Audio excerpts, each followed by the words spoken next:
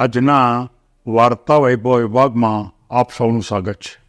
આજની વાર્તા શ્રમિકોને સૌથી ઊંચું સન્માન આપવું જોઈએ. મિત્રો, આપણે શ્રમિકોને એટલે કે જે લોકો શ્રમ કરે છે એને સૌથી ઊંચું સન્માન આપવું જોઈએ. એનો અર્થ એ થયો કે માણસ ગમે તેટલો મોટો હોય, ગમે તેટલા ઊંચા લેવલ ઉપર હોય, એના કરતાં પણ શ્રમિક માણસને ઊંચું સન્માન આપવું જોઈએ. અને એ વાતને સમજાવવા માટે મારે નેપોલિયન બોનાપાર્ટના અનુસંધાનમાં મારે એક વાર્તા કહેવી છે. આપણને ખબર છે કે ફ્રાન્સની અંદર નેપોલિયન બોનાપાર્ટ એ એક રાજા તરીકે કામ કરતા હતા. રાજા તરીકે જ હતા.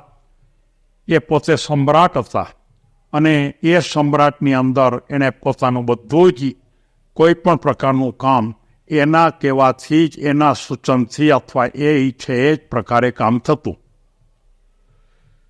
ત્યાં રાજાશાહી અથવા તો સર્મખત્યારશાહી હતી અને એ વખતની વાત છે. અને એ વખતે એક વખત નેપોલિયન બોનાપાર્ટ અને એની પત્ની એ ફ્રાન્સની અંદર એક ગામની અંદર પેરિસમાં ફરવા માટે નીકળે છે અને એકદમ સાંકડા રસ્તા ઉપરથી પસાર થતા હતા. અને બરોબર એ વખતે એક માથે લાકડાનો ભારો ઉપાડી અને એક કઠિયારો સામેથી આવતો હતો. એને દૂરનું દેખાય નહીં અને બરોબર આ બાજુથી જે બોનાપાર્ટ હતા, નેપોલિયન બોનાપાર્ટ, એ અને એના પત્ની જતા હતા. તરત જ બોનાપાર્ટે એમ થયું કે આ માણસને દેખાતો નથી, હું આવું છું.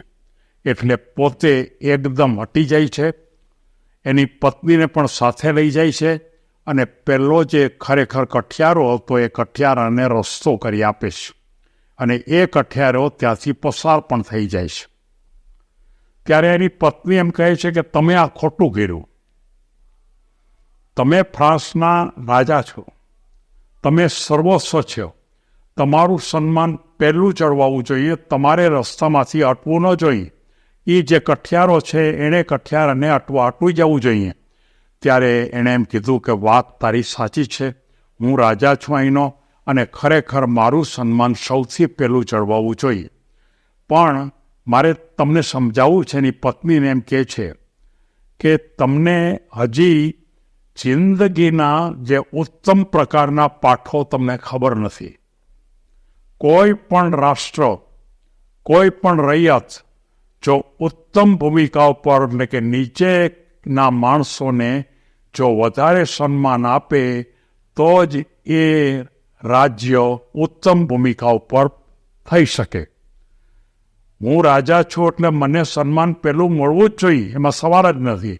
પણ હકીકતમાં જે પેલો કઠિયારો છે એને માથે ભારો મૂક્યો છે, એને આપણે દેખાતા પણ નથી. એ તો પોતાની ધૂનમાં ચાલ્યા જાય છે અને એ વખતે આપણે એમ કહીએ કે ખરેખર અમને અમારો રસ્તો આપવો જોઈએ, એ ખરેખર વ્યાજબી વાત નથી. એક બોનાપાર્ટ જેવી વ્યક્તિ કે જે સર્મખત્યાર હતી, એ જો એમ કહેતી હોય, એમ કહે કે ખરેખર જે શ્રમ કરનાર વ્યક્તિ છે, શ્રમિક વ્યક્તિ છે, એનું સન્માન રાજા કરતાં પણ પહેલાં થવું જોઈએ. અને મારે સૌને એમ કહેવું છે, મારે આના ઉપરથી આપણે શું બોધ લેવાનો છે? આના ઉપરથી બોધ એ લેવાનો છે કે મારે એ વાત બતાવી છે કે કોઈ પણ સંસ્થા, કોઈ પણ ઉદ્યોગ સંસ્થા, કોઈ પણ રાજકીય સંસ્થા કે કોઈ પણ અન્ય પ્રકારની સંસ્થા, એમાં જો શ્રમિક માણસ જો હોય, એ શ્રમિક માણસને સૌથી પહેલું સન્માન આપો. કારણ કે એના શ્રમ થકી જ એ સંસ્થા ઉજળી હોય છે. જો એ શ્રમ ન કરતા હોય શ્રમિક માણસો, તો એ સંસ્થાનો વિકાસ થતો નથી.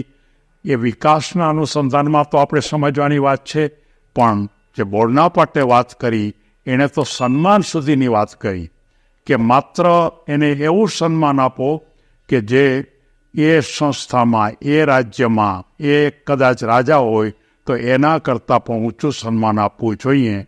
એનો અર્થ એ થયો કે સંસ્થાના વડા તરીકે કોઈ કામ કરતું હોય એના કરતાં પણ એમાં શ્રમના રૂપમાં કામ કરતી વ્યક્તિ છે એને ઊંચું સન્માન મળવું છે.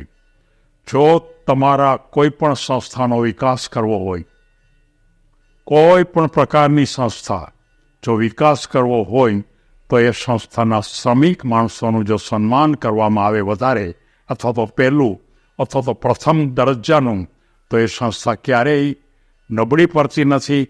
એમ આપણને આ નેપોલિયન બોનાપાર્ટ આપણને સમાજને સંદેશો આપે છે. સૌને ધન્યવાદ.